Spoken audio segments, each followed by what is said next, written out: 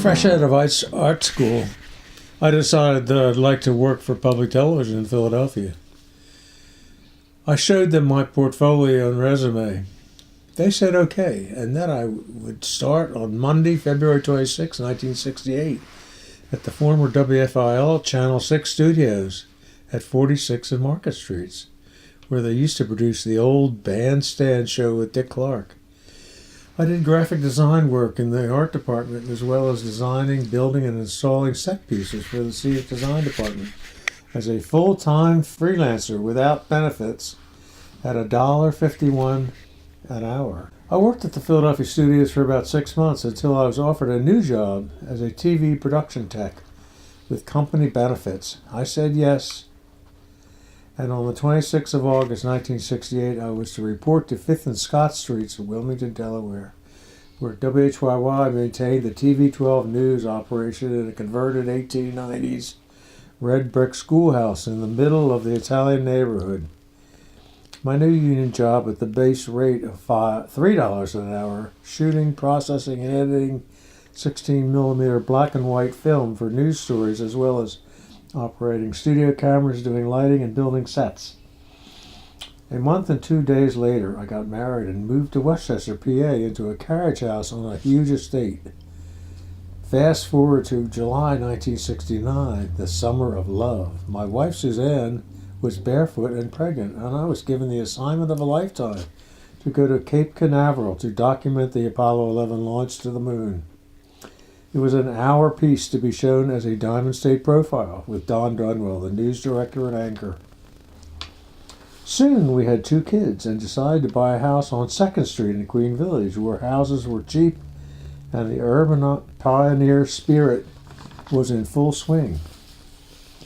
The longer commute to Wilmington was tough, with I-95 not finished. In January 1976, WHYY in Wilmington converted from black and white to color. In 1983, with WHYY's transition from film to videotape, we were the first TV station in the Delaware Valley to use the brand new revolutionary Sony Betacams. What a switch.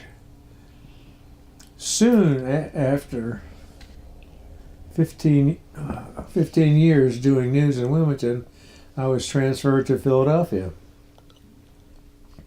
into the new 6th Street digs that had been the living history center for the bicentennial. At this point, I had the opportunity to be part of the shooting of most of WHYY's TV projects, such as The Pride of Pennsylvania, a 10-part series that became a year-long commitment to shoot good news pieces around the state. I was also honored to go to Athens to document the very moving journey of a Russian refusnik couple's immigration into Israel to reunite with their grown children. Our WHYY team of 3 squeezed into a tiny Learjet with Vladimir and Moshe Slepak. We landed in Tel Aviv to a huge throng of welcomers. I could hardly shoot with the pressing crowd and tears running down my face. Fortunately, the assistant producer, Laura Gross, cleared the way for me. I became very close to the couple as I followed them through the old city of Jerusalem, from celebrations and traveling around their new land. What a trip. In 1990, I took a leave of absence to return to the University of the Arts to finish my degree, as I promised to my wife's father years ago.